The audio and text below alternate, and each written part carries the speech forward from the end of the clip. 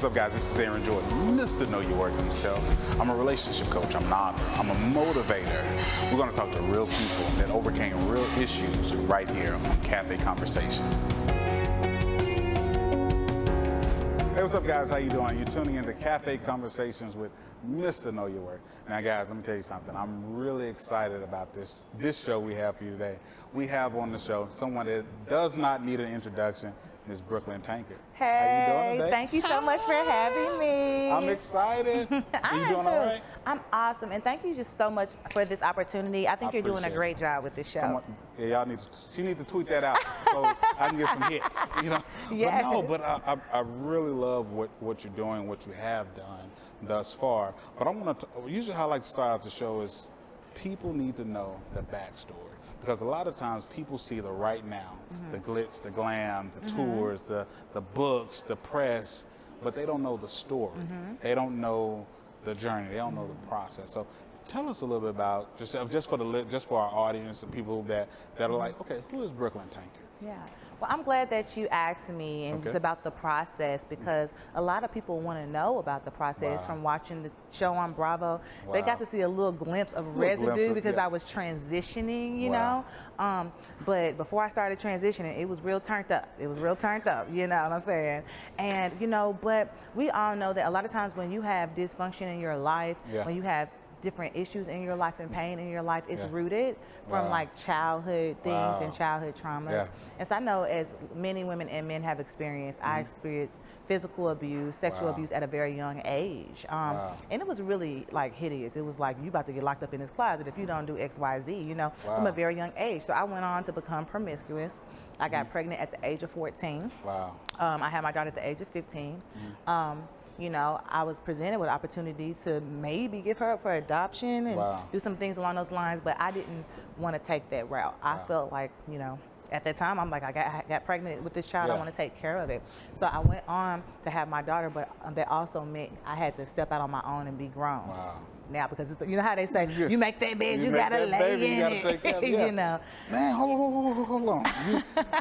You hit me with so much. 'Cause I'm one of the ones that I like to take it. I like to take it there, and I can tell people your story is not meant for you. It's meant to empower others. Because right now, somebody's going to do the very same thing. The very same thing. So in those moments of having your daughter at 15, where were you at mentally? Mentally, you know, honestly, I was a baby with a baby, man. You know how they, you know, you think you grown when your hormones get the popping and stuff. And I was a pretty tough cookie, but I had to be. I had to go get 3 jobs. All I could think was I gotta survive. You know what I mean? I was in survival mode. So I remember working at Opry Mills Mall, and I worked at 3 different stores. I worked at Cinnabon in the same mall. I would be there early in the morning. Cinnabon, Levi's and Dockers, and Bed Bath & Beyond. Did you say Cinnabon? Cinnabon, See, Cinnabon added to my waistline. Ministry. That's a ministry. Yeah, it's a whole ministry. Right. And, you know, I had those 3 jobs back to back, but I was living in an impoverished area. And so I actually ended up getting my door kicked in multiple times. And because of that, my boyfriend at the time said, hey, here's a gun, keep this gun. I don't know what I was going to do. I was just going to be waving it, shaking, get out of here. You know what I mean? Go on. But I ended up getting pulled over, and I got a felony at a very young age. That was 18, boom. And at this time, you know, I have my apartment, you know, and I have my jobs, but after I lose my jobs, it's hard to, you know, get another job now because I'm in the system. And a lot of people may not realize, but North Nashville has the highest incarceration rate in the United States. And the United States has the highest incarceration rate in the world. So we can do the math. Come on now. You know what I'm saying? And so over 15% of the residents in North Nashville are incarcerated. So the fact that I was looking at 10 years, which we're gonna speed up to that in a minute, and you know, and God spared me. You know, it's just a whole blessing. So my story definitely is for someone else. You know, at that point of being in the system, you know, if you feel like you're on this habitual cycle, and a lot of people feel like they get on a habitual cycle. And what happened from that young age, me going through that, it impacted my self-esteem. It impacted how I felt about myself. You know, I didn't have that purity anymore, so I felt like I didn't have anything to lose. You know what I mean? And so in the process of me trying to survive as I got older, I had a young lady that was in the world of prostitution, and so I did dabble in that world of prostitution. I did dabble in the drugs, but I didn't necessarily just dabble. What started off as I'm a dabble, I'm trying to survive, ended up becoming a way of life. And me at the time being a natural businesswoman, being Most a definitely. natural born entrepreneur, I used to rip out pages in the Bible as a kid and go color on them and sell them, and I come back with a whole why, and my mom be like, girl, where you got that money? Well, that transitioned over into the streets, and so I ended up looking up and I had a full-blown brothel with several girls working in the brothel. Wow. And so now, you know, I didn't see myself as a pimp, but I did end up getting charged with promoting prostitution. Yeah. My 21st birthday, they kicked down the doors, and my whole life just kind of came to a pause. Wow. And I was just like, whoa. And God sent 3 people to talk to me and tell me, hey, I don't have a good feeling tonight. And these were my riders. But you know how it is, God tried to send a sign. He sent that sign every time. Yeah, and we don't listen. We don't. We don't listen. We like, okay, well, God, I was sitting here waiting on you to send me a sign. He's like, okay, I sent you one about 2 or 3 times. Exactly. But you didn't pay attention. I mean, he was trying to warn me. And I had said to myself, I said, well, this will be the last night. It's my 21st birthday. Wow. You know, this will be the last night. Yeah. And he's like, yeah, it's going to be the last night, all right. It's going to be the last night. My security guy came in and said, they got the SWAT team around this thing. The police was in the bushes behind the house like I was Osama bin Laden. Man, they just out there. Listen, out there in the bushes, just laying flat, you know, just flat to the ground, flat, you know. Oh my God. I'm like, goodness gracious, you know, we only selling cookies in here. Nothing's going on over here. Wow. You know, nothing to see here, you know. So let me ask you this question. So at that time, and you just going through that, and you was only, what, 21, 22? 21 when it got raided on my 21st birthday. We literally counted down 5, 4, 3, 2, 1, happy birthday. And the doors boom, just... and that's when they kicked in. They waited till I turned 21. Wow. Yeah. So at that time, like, dealing with that. Yeah. And then you had your daughter and stuff like that. Like, how mentally, I know, because a lot of people, we talk about now, like, mental illness and things of that nature, because I know that right there had to play a real huge part on your psyche. And like you mentioned before, how you felt about yourself and how you were at that low point in your life. Yeah. How did you bounce back from that? Well, I remember being in the jail cell because I was lit, I was high, I was smoking. So when they kicked me out, I was like, it's my birthday party. Y'all need to get out of here. I still wasn't in reality that, baby, you're caught, you're going down. So I went to jail and I looked up the next morning in the rec room and I was on the news. Wow. And that's when it hit me. Seeing yourself. I seen myself on the news and I seen my mugshot and I got to see how I was looking. I was loaded. Wow. I was loaded. And I said, that's how I look? Wow. It was like a self-reflection moment. It's like, yeah, it's like when you see somebody on the street and they look loaded and you like, oh, they living the hard life. Yeah. I was like, whoa. It was like a wake up. Wow. And I was sober long enough to be like, because when you're in jail, you don't got no drugs. So you can't bury it down. You can't run from the truth. Yeah. And so I couldn't run anymore. And when you mentioned that brings this point, because there was a point in my life where I was like the prodigal son. Yeah. I was running from my gift. I was running from my calling because they call me, quote unquote, the relationship guy. So that's my thing. I love empowering and inspiring on relationships and dating. And so in that process, going through my story, my struggle, I needed the validation of love. And so in that moment, did you need the validation or of love, or were you yearning for some type of affection in that moment? I think that I was yearning for love throughout the entire process. Wow. You know what I'm saying? Yeah. I was yearning for that. By the time I got to the jail cell, though, the only love I was yearning for at that time was God. Wow. You know? Because I realized that, man, I done really messed up. I'm already the black sheep. I was already the black sheep, man. You can't mess up when you already the black sheep. The black sheep of the family. You know, you already had a baby early in that brothel. You just went from a baby to a brothel, you know. You went like just from a 0 to 100. Yeah. You know, and so I just said, God, I just need you. Yeah. And I told him, I said, if you give me a second chance, because I was looking at 10 years. Wow. If you give me a second chance, I will always give you the glory, and I will always allow you to be the center of my life, the center of my gifts. My gifts will be dedicated to you. Come on now. You know what I mean? And I made that pact with him, and I know he heard me. I only did a year probation. Where they do that at? Come on now. It's a meme that they have on social media I always love. The lady in the church saying, like, won't he do it? And she just sitting there just praising. That's a praise moment. Because if you think about it, you at one of your lowest points in your life and you spoke. They always say when you're at that lowest point in your life and you speak to God. He hears you. It has to be authentic in your prayers. So he heard you, and he came just like that. He came. I mean, I'm just like, whoa.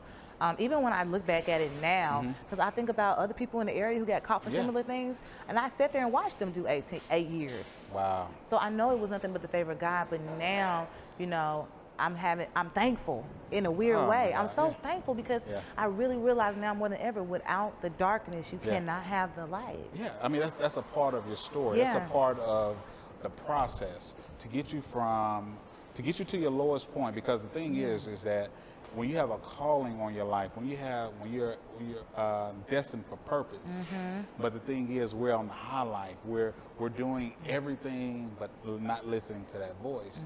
He allows things to happen to us in our life to get us to that lowest point where we can actually hear him. And I think that's what happened. Because in my experience, that's what happened to me. I almost committed suicide twice. Wow. I was at my lowest point in life. And so when I got to that point, it was at the same thing. I was like, I need you right now, man, because I don't feel good about myself. I'm depressed. I'm at a point in my life where I don't feel like my existence is needed. But see, at the time, you know, I had my daughter. I was, I think I was like 22, 23 years old. And so it was at a point in my life where I was going through a major depression. Like I said, I needed a validation of love. I needed to have it reciprocated to me, no matter how I got it. Right. You know, and so when you're at that point, if something is going on with yourself, how you feel about yourself. And so at that moment, when you was going through transitioning through the jail cell, and when you had that prayer, tell me about that when you spoke to God, the transition on that. Well, so with me speaking to God, first I felt Him saying, "Come find me in the Word." Wow. So you know how they give you the Bibles in church. Come on now, yeah. I about read the whole entire Bible in that thing. I was believing God, G-A-W-D, okay? I was believing God. And then I just said, God, I surrender. Use me however you want to use me. And I ended up teaching Bible study. Wow. In the church. Yeah, I hadn't even got the verdict yet. Wow. I just started teaching Bible study, and I'm thinking in my mind, I'm like, well, God, if I'm going to be in here, I guess I'm going to have to shine for you in here, too. You know what I mean? That's amazing. Yeah. That's amazing. We're going to pick right back up there, right there, because I felt us going there. Guys, you're tuning in to Cafe Conversations with Mr. Know Your Word. I've been fortunate to live in Middle Tennessee all my life. I love the culture, the people, and the Southern traditions. People often ask, why are you so passionate about what you do? It's simple. I love people. I've been privileged to serve the Middle Tennessee area as an award-winning, top-producing realtor since 2011. My name is Gabrielle Garner, and I'm here to lead you home. Call today for your complimentary consultation.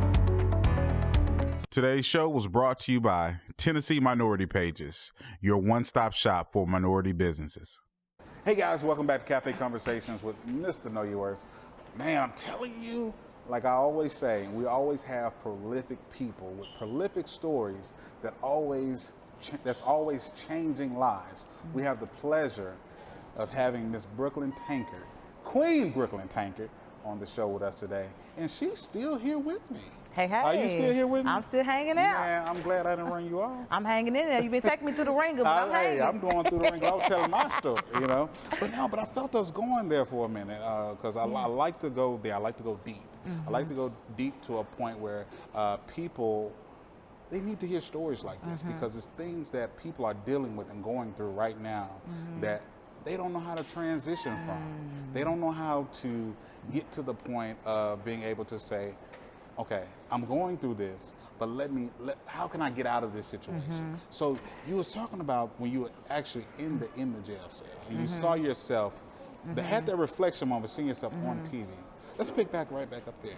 You know, I believe that one of the reasons that I spiraled down the way that I did is because I was suppressing my feelings and my emotions pertaining to my childhood. I never really dealt with it.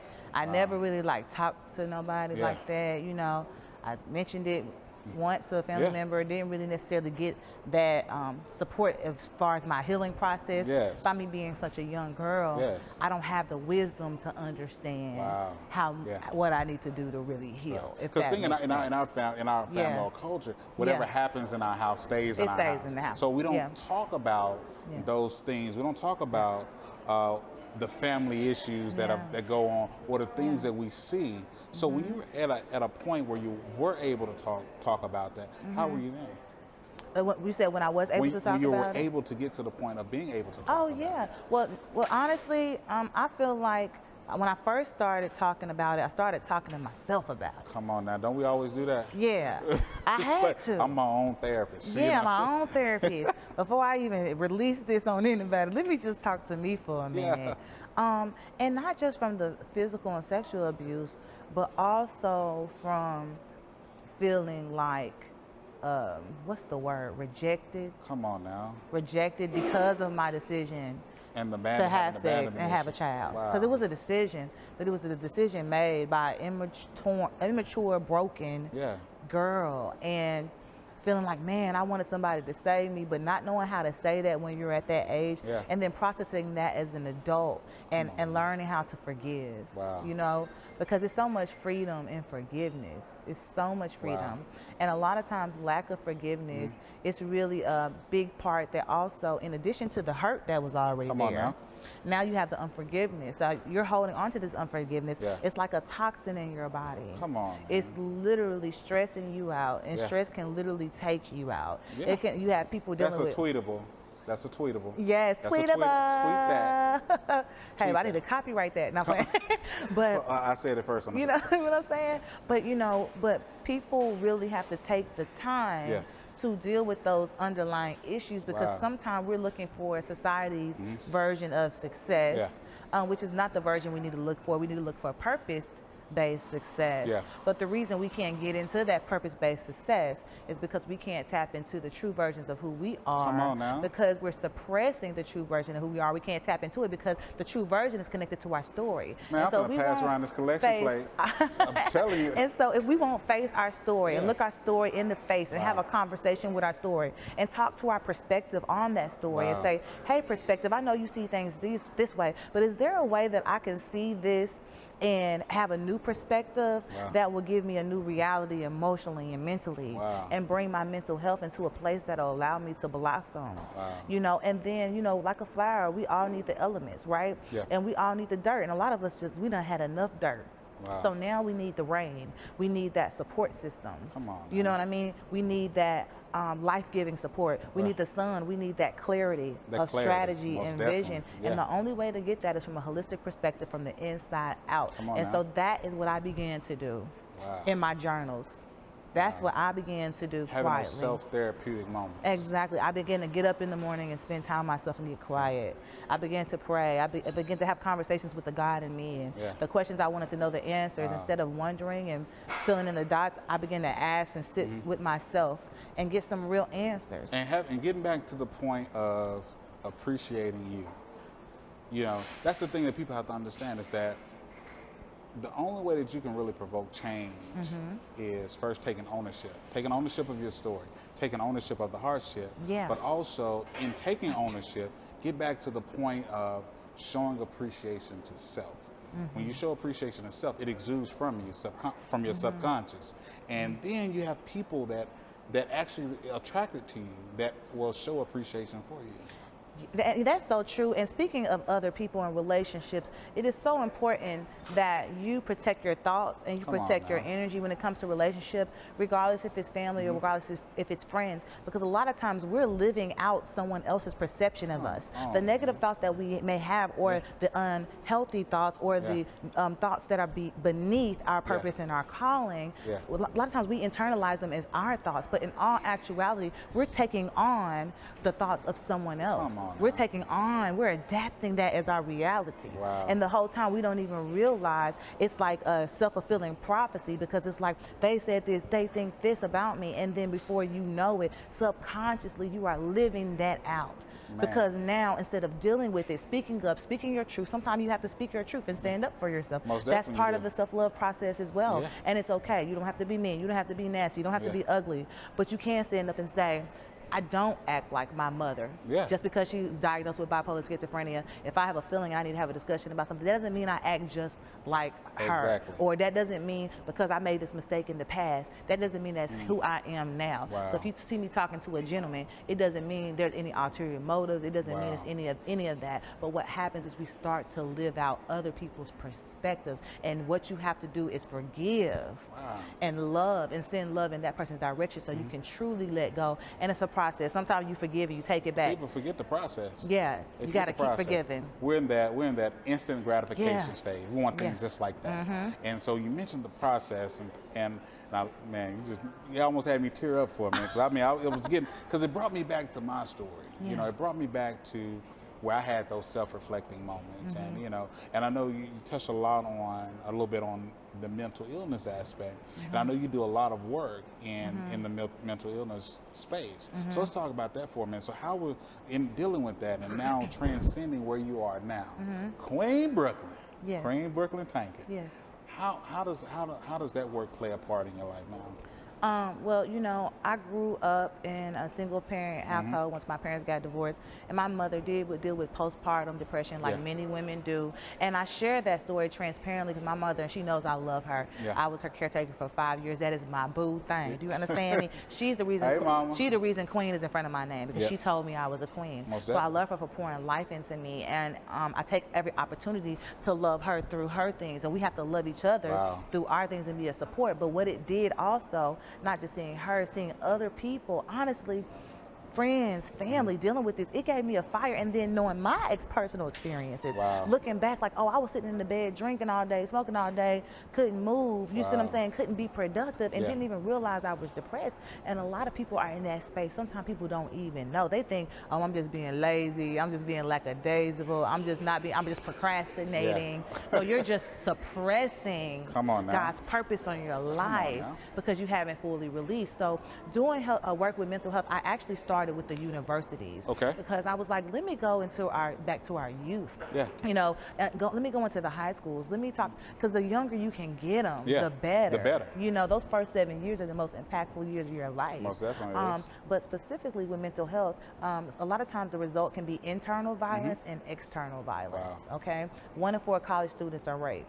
Wow. You know what I mean? And it's so many different things that happen because in that stage you're trying to find yourself in college. Most definitely, it's like a breaking point. Yeah, You you see a lot of stuff on TV that happens in college, and just like when I was in college, I saw that. I was like, I'm gonna go to them frat parties, all that stuff. Yeah. And when I was in that space, I wasn't thinking about any of that stuff. So I do understand what you're saying on that. Yeah, some people make it out, and then some of us don't make it out. And so I said, let me start with the colleges. So we went to Livingstone College. It was 700 people on the first one. I said, okay, we are hitting the vein right here. Yeah. And it's I am free, okay? Come on As free thinkers. Wow.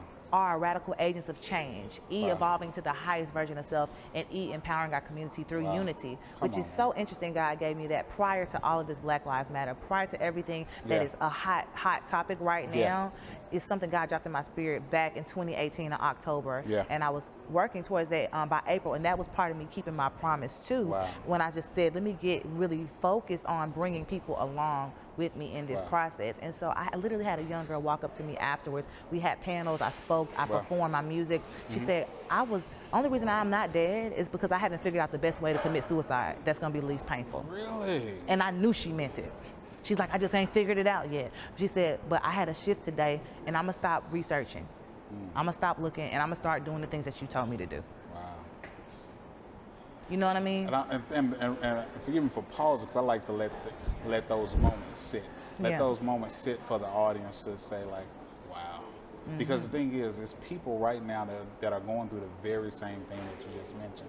That's going through those depression moments. That's going through those moments where they're feeling low about themselves, where they are the one in the 4 that was actually raped on college. So and so the ones that are that's sitting in that right now, they don't have no way of knowing how to get out. What do you say to them? Well, the young lady, by the way, she was raped in college. Wow. And if they're down there, I want to say to them that your experience and how you feel right now, you have the power. Wow. You have a machine where you are able to change your state. And you need to start changing your state so that way you can even think clearly to try to process, to do any of that. You have to start changing your state and changing that pattern of thought. Yeah. Because literally we wire our brains with consistent thoughts. You know what I mean? Thoughts are things, they manifest into reality. Yes, and dark thoughts usually get darker, and light thoughts usually get lighter. Yeah. And I think what happens, one of the things is people forget their power. And I'm really impressed and in awe with the power of the human body, with the power of the human mind, with how we don't really use a lot of our brain power. We don't. I think statistics show that we only use about like 50%, if that, of our brain power. Yeah, and it's so much more in us. And so if anybody's going through that, if you're dealing with suicidal thoughts, or if you're just feeling really hopeless, I want you to know you have greatness on the inside of you. But the thing is, you can't wait for external forces, because there's some things nobody's going to be able to give you. So you got to fight for your life. You got to treat it like a fight for your life. Treat it like a spiritual battle, because it is. Wow. And don't be deceived by the enemy, because he comes to cast doubt, disappointment, discouragement, right? And so don't fall into that. And so I just want to let you guys know that, you know what, you are loved, but love you first, and that love will be attracted to you in your life. Wow. You will. I told you guys. I told you. I love it. I love it. I love it, man. It's going to be like an hour show, you know. But Ms. Brooklyn, I really appreciate you coming on the show. Before we go, tell everyone where they can actually find you, where they can find you, find out about your conferences and things of that nature. Absolutely. Guys, I love to chat with you all on Instagram and Facebook. Please come find me at Queen Brooklyn on Instagram or Facebook. Let's have a conversation. There's also a link for you to actually get a free strategy call.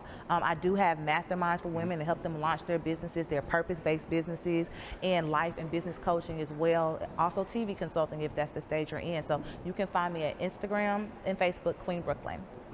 Awesome. Yep. Brooklyn, I really appreciate you taking time out your day, spending with us, coming to share your story, share your powerful story, and how you transcend and become to inspire others. I appreciate you. Thank you. This was a blessing. I appreciate you. Thank you. Guys, I appreciate you for tuning into Cafe Conversations with Mr. Know Your Worth. Hey, what's up, guys? How you doing? This is Aaron Jordan, Mr. Know Your Worth himself. Guys, we've increased our platform. We've revamped the podcast, giving you straight talk and empowerment for the soul on dating, relationships, and personal development. Guys, check us out on iHeartRadio or wherever you listen to your podcast.